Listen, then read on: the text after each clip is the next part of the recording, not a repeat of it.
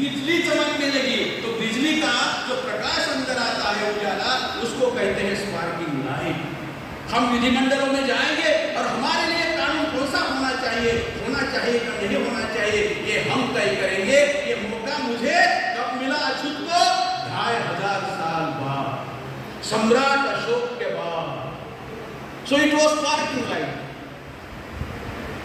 पहले हमें कानून बनाने का अधिकार नहीं था। अंग्रेजों ने एक बहुत अच्छा काम किया।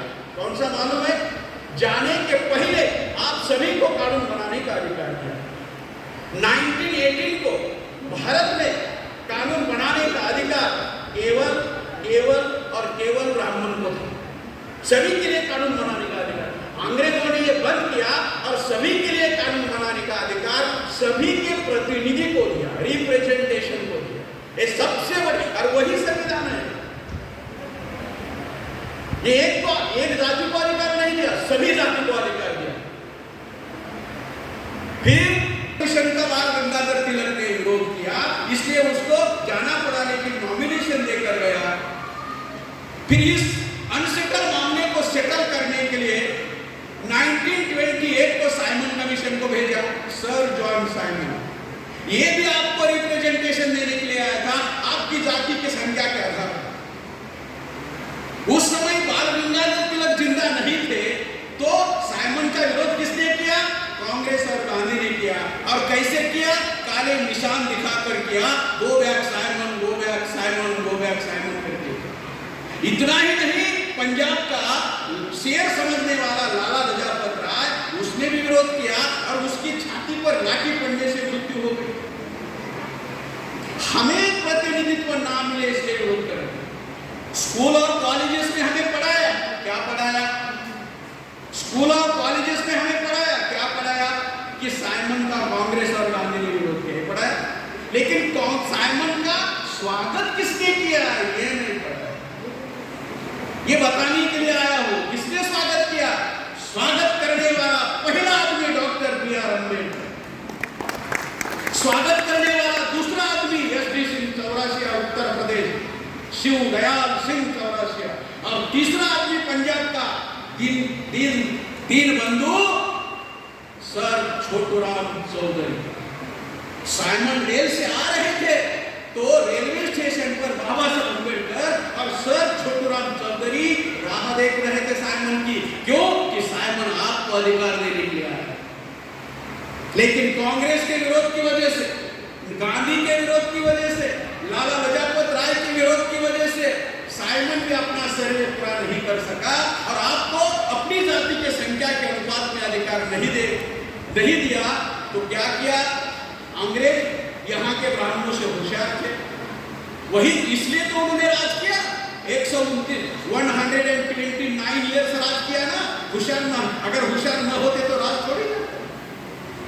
तो वहां गए, इंग्लैंड चले गए और वहां गोलमेज परिषद, राउंड टेबल कॉन्फ्रेंस का आयोजन किया और यहाँ के लोगों को वहां, अब कैसे कहेंगे गो बैक साइमन वहां जा। सभी को बुलाया पहली राउंड टेबल कॉन्फ्रेंस में, सभी गए, लेकिन गांधी जी नहीं। क्यों नहीं गए? नहीं होनी चाहिए इसलिए नहीं गए। और यहाँ नमक का कानून तोड़ने का काम किया और वहां हमारे लिए हक अधिकार की लड़ाई चल रही है। तो उस पहली राउंड टेबल कॉन्फ्रेंस में, फर्स्ट राउंड टेबल कॉन्फ्रेंस में बाबा साहब ने 4 अधिकार प्राप्त किए। अंग्रेजों से लड़ झगड़ कर अधिकार नंबर 1, सेपरेट इलेक्टोरेट, पृथक चुनाव क्षेत्र। अधिकार नंबर 2, ड्यूअल वोटिंग, दो बार या 2 टाइम वोट देने का अधिकार। नंबर 3, एडिक्वेट रिप्रेजेंटेशन, संख्या के अनुपात में प्रतिनिधित्व। और नंबर 4, अडल्ट फ्रेंचाइज अर्थात प्रौढ़ मताधिकार। आज जो आप वोट देते हो ना, ये बाबा साहब अम्बेडकर ने अधिकार दिया है, आर्टिकल 326। हर चीज आपको संविधान की वजह से मिली है, बेवजह कुछ नहीं मिला। तो बाबा साहब अम्बेडकर ने ये 4 अधिकार आपको दिए। उस समय गांधी नहीं थे और फाइनल डिसीजन लेने के लिए दूसरी राउंड टेबल कॉन्फ्रेंस बुलाई। तो गांधी को पता चला, क्योंकि ये सारी चीजें लंदन टाइम्स में छप कर आई, तो गांधी को पता चला ये तो मामला चौपट होने वाला है। तो दूसरी राउंड टेबल कॉन्फ्रेंस को गांधी को इनविटेशन नहीं था, फिर भी गांधी को और 4 अधिकारों का विरोध किया और इतना विरोध किया कि जान की बाजी लगाई और अनशन किया, आमरण अनशन। गांधी जी ने जिंदगी में 21 बार अनशन किया, लेकिन देश को आजादी मिली इसके लिए एक बार भी अनशन नहीं किया, लेकिन आपको आजादी ना मिले इसलिए आमरण अनशन किया। और उस आमरण अनशन की वजह से जो बाबा साहब ने अधिकार मांगे थे वो छीन लिए। 17 अगस्त 1932 को शेड्यूल कास्ट को सारे अधिकार मिले थे और उसके बाद शेड्यूल ट्राइब को मिलने वाले थे, ओबीसी को मिलने वाले थे, एमपीडीएटी को मिलने वाले थे, माइनॉरिटी अर्थात मुसलमानों को पहले ही थे। तो उनको लगा है बेड़ा गर्क होने वाला है, ऐसा नहीं होना चाहिए, इसलिए गांधी ने इसका विरोध किया, 4 अधिकारों का विरोध किया। और जो सेपरेट इलेक्टोरेट थे उसके बजाय ज्वाइंट इलेक्टोरेट आ गए। अभी सेपरेट और ज्वाइंट का क्या मतलब है? हमारे बहुत सारे पढ़े लिखे को इसकी जानकारी नहीं है।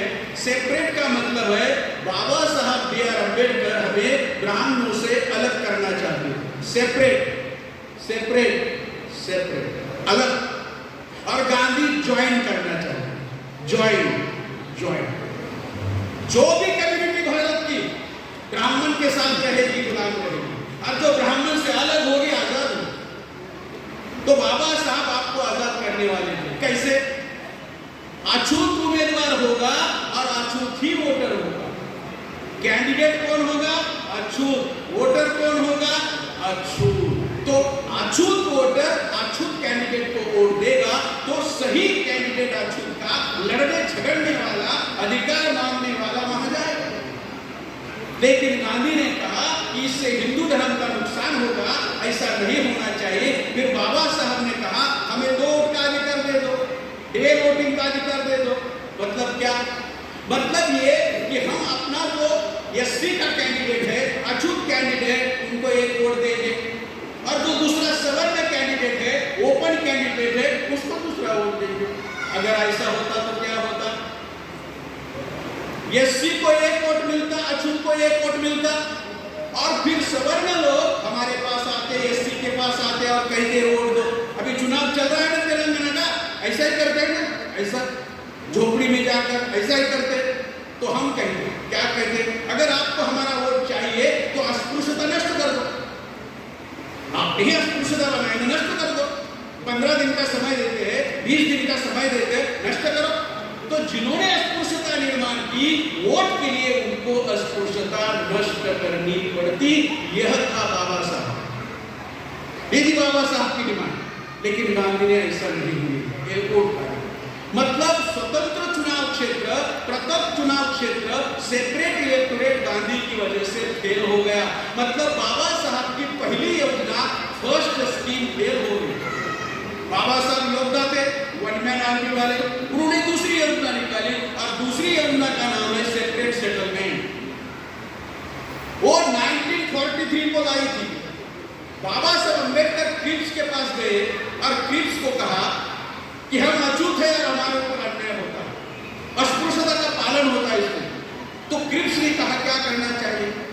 तो बाबा साहब ने कहा कि हर गांव में 200 अछूत है, 200, तो 10 गांव के 200 के हिसाब से 2000 अछूत को अलग कर दो। तो 2000 लोगों का, अछूतों का एक ही गांव होगा। अगर ऐसा होता तो वहां का सरपंच, अछूत का सरपंच, वो सरपंच उस गांव का अछूत होगा, मेंबर ऑफ पार्लियामेंट अछूत होगा, एमएलए अछूत होगा, नगर सेवक अछूत होगा, हर कोई राजनीतिक वाला अछूत होगा। तो आपको राजनीतिक जमात बनने का मौका मिलता और फिर आपको शासन करती जमात बनने का मौका मिलता। लेकिन उन्होंने ऐसा नहीं होने दिया। ये भी सेपरेट इलेक्टोरेट, ये सेपरेट सेटलमेंट, और वो भी फेल की गांधी ने योजना। क्रिप्स को जाकर कहा कि ये नहीं लागू करनी चाहिए, एक ही गांव में विभाजन नहीं करना चाहिए, इसलिए इस योजना को फेल किया। और फिर बाबा साहब ने तीसरी योजना लाई जो है भारतीय संविधान। अभी आयोजक साहब कह रहे हैं कि अभी समाप्त करना चाहिए, जिस मुद्दे पर मुझे बोलना था, अभी समय के अभाव में ये समाप्त करना है, लेकिन जाते जाते एक अभी तो बता नहीं सकता, इसको लगेगा आधा घंटा, बता नहीं सकता, और खाने का भी समय हुआ है। हम लोगों ने खाते ही रहे, लेकिन एक दूसरा दिन थोड़ा लेट भी खाना चाहिए, लेकिन ठीक है, ओके। साथियों, संविधान क्या है अभी वो बताने के लिए मेरे पास समय नहीं है, लेकिन संविधान का महत्व क्या है। संविधान में राजा और रानी और बेदरानी का एक अधिकार है। पहले राजा का जन्म रानी के पेट से हुआ करता था, अब राजा का जन्म बैलेट बॉक्स से, अब ईवीएम बॉक्स से हो रहा है। मतलब जो घरानीशाही थी, राजेशाही थी, उसको नष्ट कर दिया। पहले राजा का बेटा राजा होता था, अब उसका बेटा फिर राजा होता था, बंद कर दिया बाबा साहब।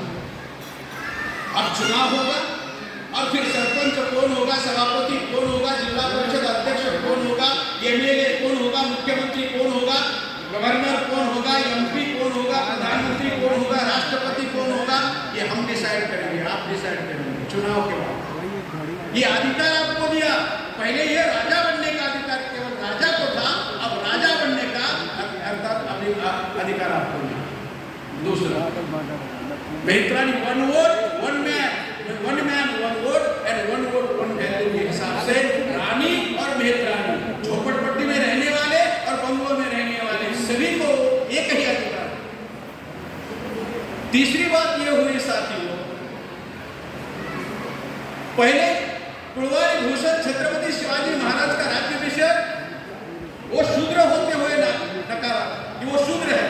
अभी किसी का भी शपथ विधि, ओथ सेरेमनी जो है वो नकारा नहीं जा सकता कि आप शूद्र हो, अतिशूद्र हो, एससी हो, एसटी हो, ओबीसी, इसके आधार पर इसको नकारा नहीं जा सकता।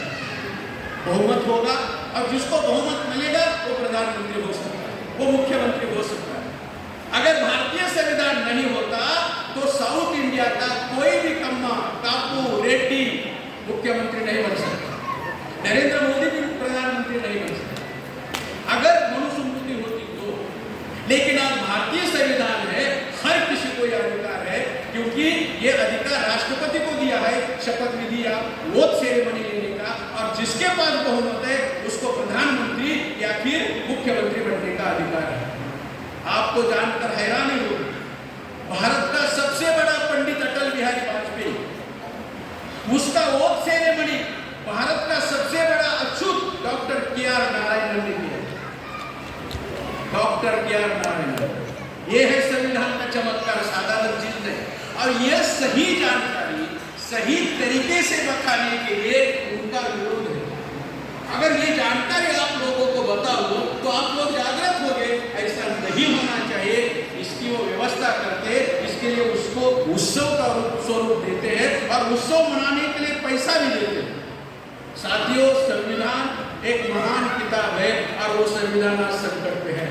केवल एक मिनट में एक बात कह के मेरे आयोजक के कहने के अनुसार मेरी वाणी को विराम देना चाहूंगा।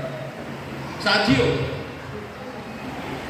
28 अक्टूबर 1951 को बाबा साहब अम्बेडकर पंजाब में जलंधर गए और जलंधर में डीएवी कॉलेज पर गए और उनका एक स्पीच था, और स्पीच करने के लिए उनको एक विशेष सब्जेक्ट दिया। क्या दिया? Indian democracy and its future.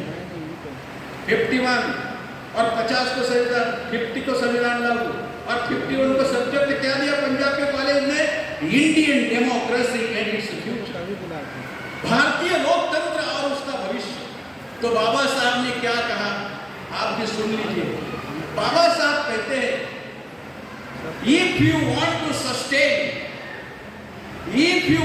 Sustain a parliamentary form of democracy, अगर आपको सांसदीय लोकशाही को जतन करना है, उसको कायम करना है, प्रिजर्व करना है, two things are more important, दो बातें बहुत महत्वपूर्ण है। Number 1, strong opposition. There must be strong opposition, प्रबल विरोधी पार्टी होनी चाहिए। मैं आपको सवाल पूछना चाहूंगा, आप ऑर्डिनेंस फैक्ट्री में काम करने वाले लोग हैं, आपका गोला बारूद मिलिट्री को जाता है, पैरामिलिट्री को जाता है, पुलिस को जाता है, एसआरपी को जाता है, और वे देश के लोगों की रक्षा करते हैं आपके गोला बारूद की वजह से, और आपका परिवार असुरक्षित है। आपको मालूम है या नहीं मुझे मालूम नहीं, लेकिन आपका परिवार असुरक्षित है। मणिपुर में जिस महिलाओं का बलात्कार किया और बलात्कार किया, उनकी नंगा उनको घुमाया, उसमें एक महिला एक आर्मी ऑफिसर की मिसेज थी, एक आर्मी वाले की मिसेज थी। वो जानकारी नहीं हमारे लोगों को, और सुनना नहीं चाहते। क्यों बुरा लगता है पता नहीं, लेकिन सुनना नहीं चाहते। ये बात आप लोगों ने देहात में जाकर बताई है, इसलिए आपको एजुकेशन दिया है, स्कॉलरशिप दी है, नौकरी दी है, प्रमोशन दिया है, बंगला दिया है, गाड़ी दी, मान पद प्रतिष्ठा सब कुछ दिया है। यही बातें गांव देहात में जाकर लोगों को बता, और लोगों का साथ दो, लोगों का मार्गदर्शन करो, दिशा निर्देशन करो, लोगों को संगठित करो, नेतृत्व नहीं तो नेतृत्व दो, दिशाएं है तो दिशा दो।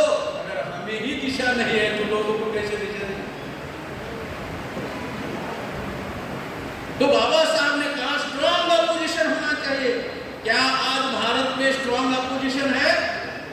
अरे स्ट्रॉन्ग छोड़ो, अपोजिशन नहीं है भारत में, क्योंकि अपोजिशन के लिए 10% एमपी चाहिए। 543 में से 55 एमपी चाहिए आपके पास, पार्टी के पास, और कांग्रेस के पास केवल 52 है। इसका मतलब है भारत में कोई भी स्ट्रॉन्ग अपोजिशन नहीं है, इसलिए हमारे विरोध में कानून पास होते हैं। आपकी फैक्ट्री का भी निजीकरण शुरू हो गया है, और 16 से शुरू हो, 21 से शुरू हो गया, 21 से शुरू हुआ है। दूसरा free fair and transparent election होना चाहिए। मैं नहीं कह रहा हूं, डॉक्टर बी आर अम्बेडकर कहते हैं। अगर आपको भारत में लोकतंत्र कायम रखना है, डेमोक्रेसी कायम रखनी है, गणतंत्र प्रजातंत्र कायम रखना है, तो क्या होना चाहिए? फ्री, मुक्त, फेयर, निष्पक्ष, ट्रांसपेरेंट, पारदर्शी चुनाव होनी चाहिए। क्या आज भारत में फ्री फेयर एंड ट्रांसपेरेंट चुनाव हो रहा है? नहीं हो रहा है। क्यों? ईवीएम मशीन आई है, इजी विक्ट्री मशीन है, इलेक्ट्रॉनिक वोटिंग मशीन नहीं, इजी विक्ट्री मशीन है। ये ईवीएम आया है, इससे फ्री फेयर एंड ट्रांसपेरेंट चुनाव नहीं हो रहे हैं ईवीएम की वजह से। तो ये सारी समस्या की जड़ है, जिनके हाथ हमारा संविधान, हम संविधान के फेवर में, संविधान हमारे फेवर में, लेकिन जिनके हाथ में संविधान है वो संविधान के विरोधी है। ये आज भारत की समस्या है। इसलिए हमारा राजा बनने का अधिकार खत्म हो चुका है, और आपकी एक ही पीढ़ी है। आपको मैं बॉन्ड पर लिख कर देता हूँ, आज अभी कार्यक्रम होने के बाद आपके बेटे को सरकारी नौकरी नहीं मिली, खत्म हो चुका है। धन्यवाद, आपने मुझे यहाँ बुलाया और मेरी बात रखने का मौका दिया। बहुत बहुत थैंक यू सर, आपने